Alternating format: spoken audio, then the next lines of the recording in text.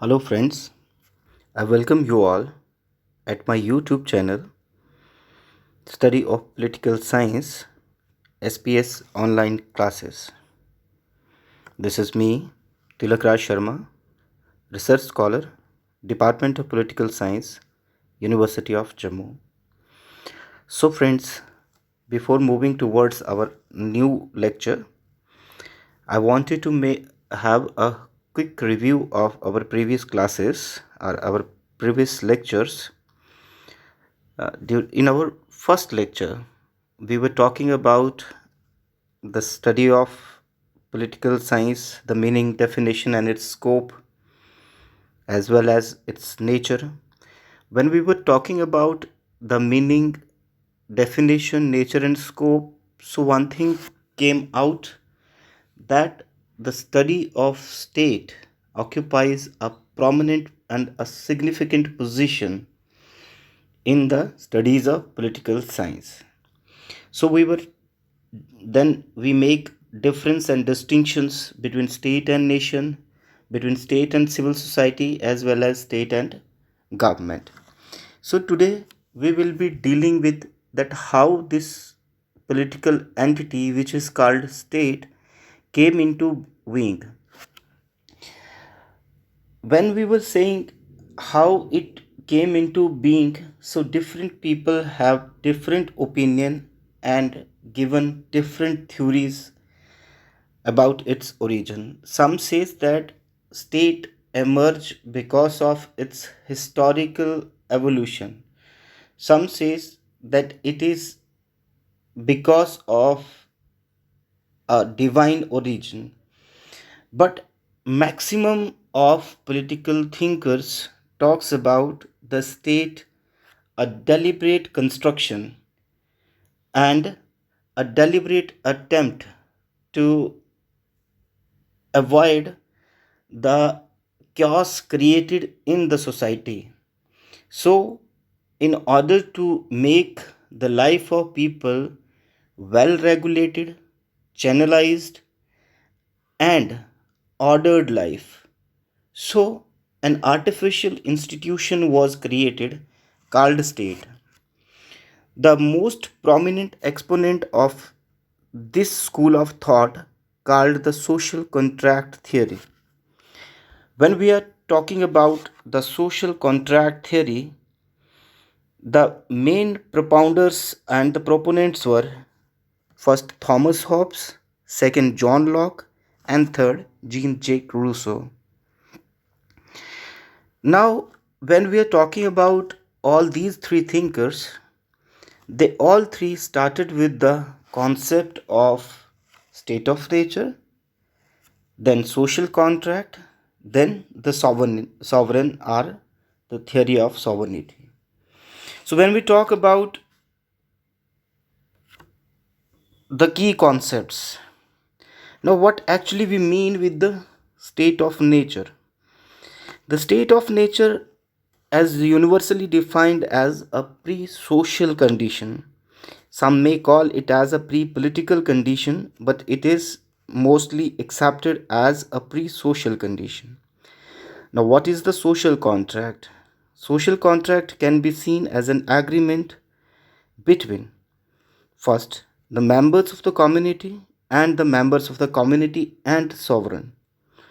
Now, what is the sovereign? Sovereign is the legitimate head of the state after the social contract. Are a person or a group of persons, such as a monarch or a government, or even we can say the sovereign are the people representing themselves.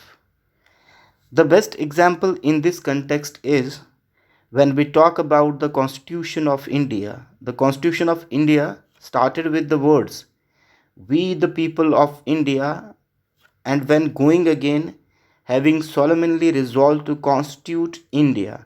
So, when we started with the word "we the people of India," it means it is neither the government nor the bureaucracy nor even the state, but it is the people who are actually the sovereign and who are actually creating the state. and making the state into a republic, sovereign, democratic, as well as socialist. Then we will starting with the Thomas Hobbes. Thomas Hobbes born in 1588 and died in 1679.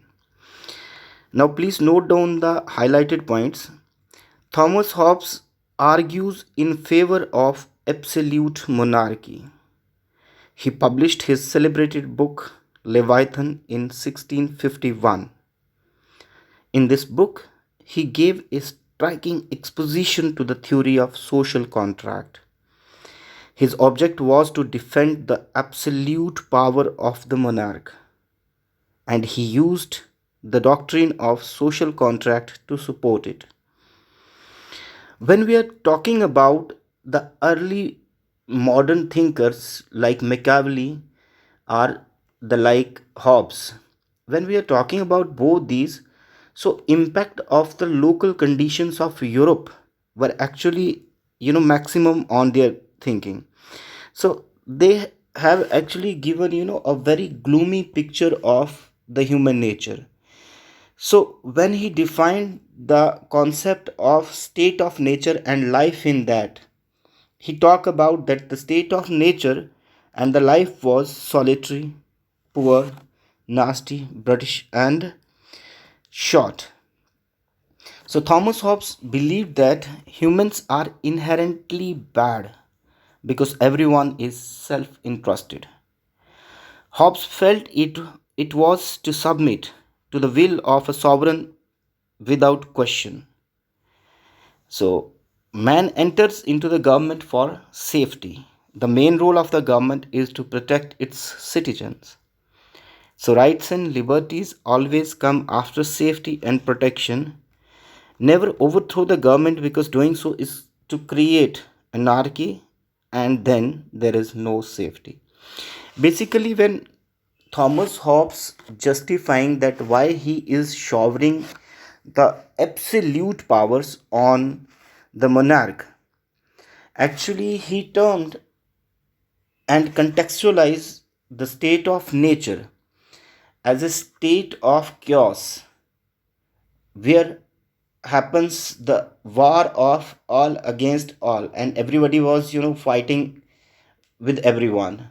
So in order to avoid that those conditions of war of all against all, so he offered a sovereign absolute powers so that to avoid and make the life of individual safe and secure and to create a society, uh, a very ordered, channelized and regulated one. So state of nature, the state of nature is a dangerous place, as we have said earlier, that there was a war of all against all. And life of a man, we use the term solitary, poor, nasty, brutish, and short, characterized as the pre social phase of human nature. Please note down the point this pre social phase. The liberty that each man has to use his own power for the preservation of his own nature. Man not at all social, indeed nothing but grief in the company of his fellows, all being almost equally selfish, self seeking, egoistic, brutal, and aggressive. So, this state of nature is characterized as the pre social phase of human nature, the liberty that each man has to use his own power for the preservation of his own nature. Man not at all social, indeed nothing but grief in the company of his fellows, all being almost equally selfish, self seeking, egoist, brutal, and aggressive.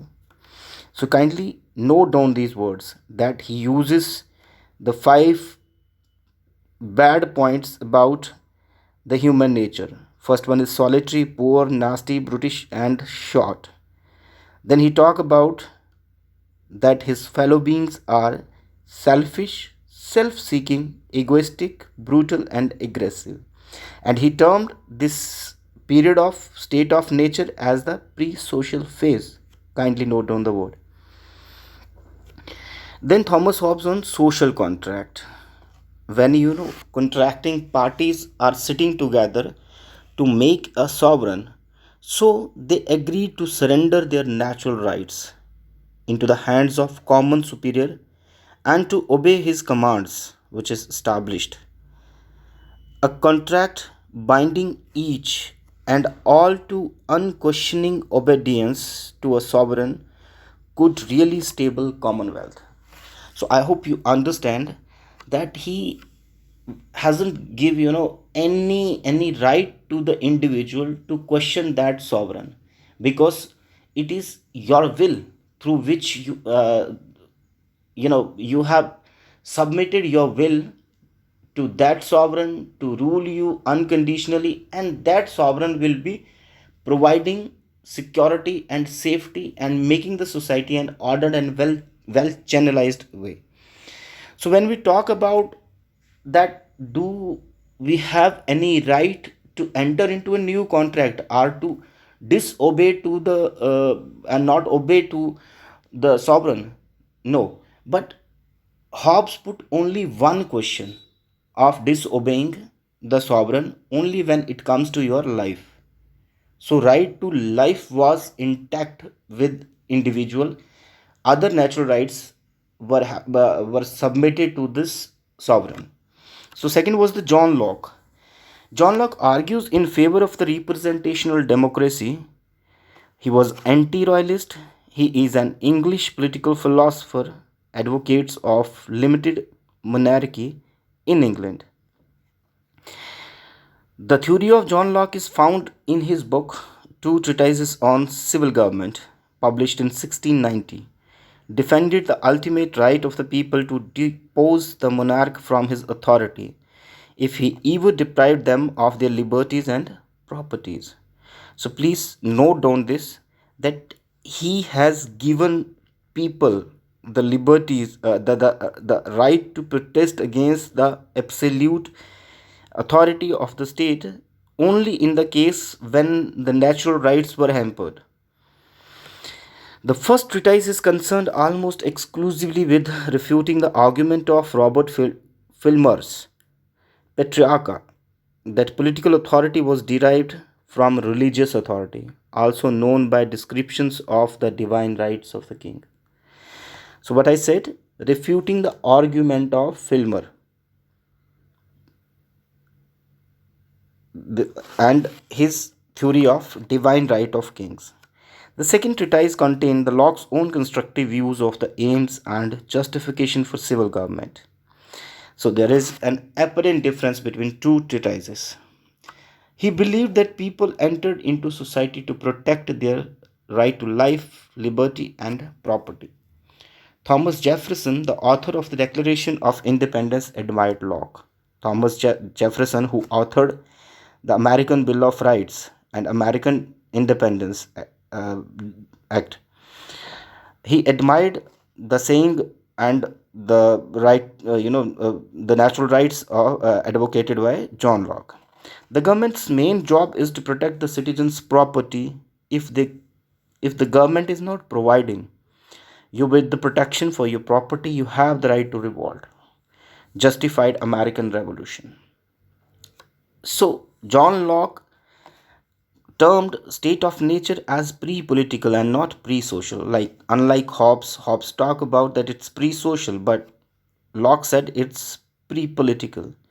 Man was neither selfish nor self-seeking nor aggressive. So he actually being defined totally in term of opposition to the Hobbes.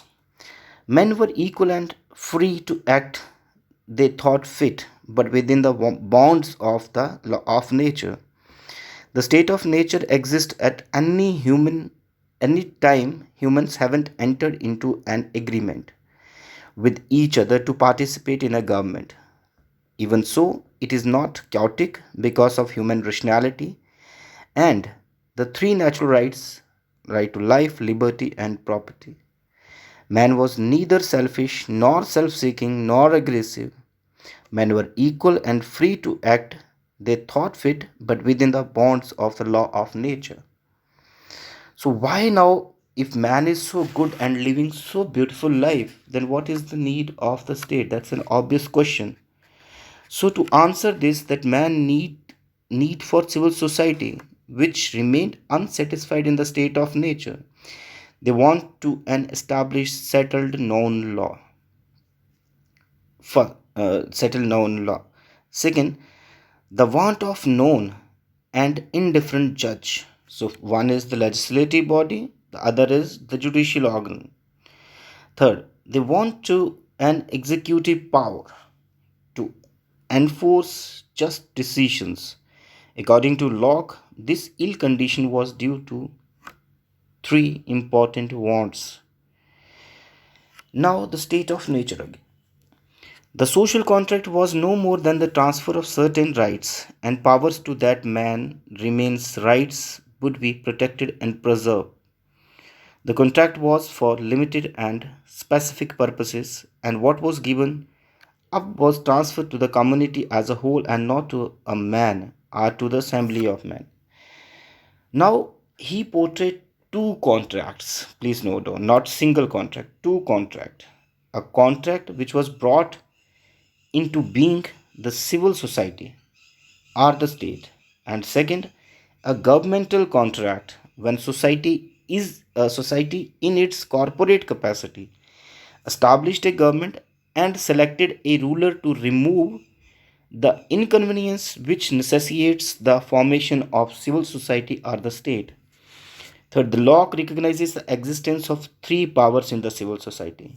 State, civil society or the state. First one is the legislative, second is the executive, and third is the federative power. Now, the third person is J.J. Rousseau. He argues in favor of direct democracy. He is a great French writer of the 18th century, elaborated his theory in the famous work The Social Contract, which he published in 1762. He said that man was born free and he is everywhere in chain. This is a historic slogan, please write down.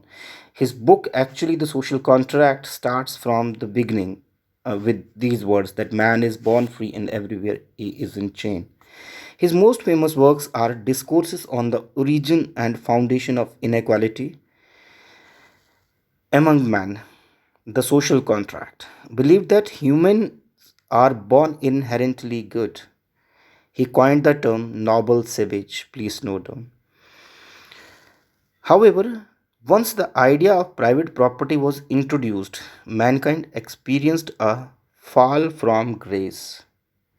Individuals with many possessions saw that it would be in their best interest to create a government to protect this possession. How can we be free and live together? Or put another way, how can we live together without succumbing to the force and coercion of others? We can do so, Rousseau maintained, by submitting our individual wills to the collective and general will. So he gave the idea of what we said the collective will and general will, created through an agreement with other free and equal persons. All men are made by nature to be equals. Therefore, no one has a natural right to govern others, and therefore, the only justified authority is the authority. Now, please note down that is generated out of the agreements or the covenants. Rousseau advocated the strict form of direct democracy or the popular government. Sorry. The state of nature is a wonderful, rich environment for early human living, solitary, peaceful life. Man in the state of nature was a noble savage who led a life of primitive simplicity and idyllic happiness. He was independent, contented, self sufficient, healthy, and fearless, and without need of his fellows or desire to harm them. So, now when we say collectively that what is the actual difference between between all three? Now, if we talk about Hobbes, for on human nature, what Hobbes talks about human nature. He said humans are selfish by nature and must be controlled. Now, if we talk about Locke, that he used that humans are rational, because he was actually, supporting liberalism or liberty, or the thought or the stream of liberalism started from him, that humans are rational by nature and can by and large control themselves. Rousseau. Rousseau said that humans are good and compassionate by nature, but can be corrupted by civilization. If we talk about the sovereign, Hobbes talk about the absolute monarch, maybe a king or a queen. Then, if we talk about Locke, the people, all adult male, selecting a government in a democratic election. When we talk about Rousseau, the people vote on all matters, the people are the sovereign. Then, the effects of the social contract. When we talk about Hobbes, people will live in peace but without rights except for the right to self defense. I earlier told you this. And when we talk about the Locke, the three natural rights which exist in the state of nature will be easier to enforce by the government. Those who have given express consent will be bound by the contract, and those who have given tacit consent can opt out or leave it. Rousseau's, Rousseau said that life will be fair for all if we employ the general will and set aside our personal interest. Hobbes inspired Locke and indirectly Jefferson. Then Locke inspired Thomas Jefferson in his Declaration of Independence. When we talk about Rousseau, Rousseau inspired Jefferson to some extent, but also Kant, Immanuel Kant.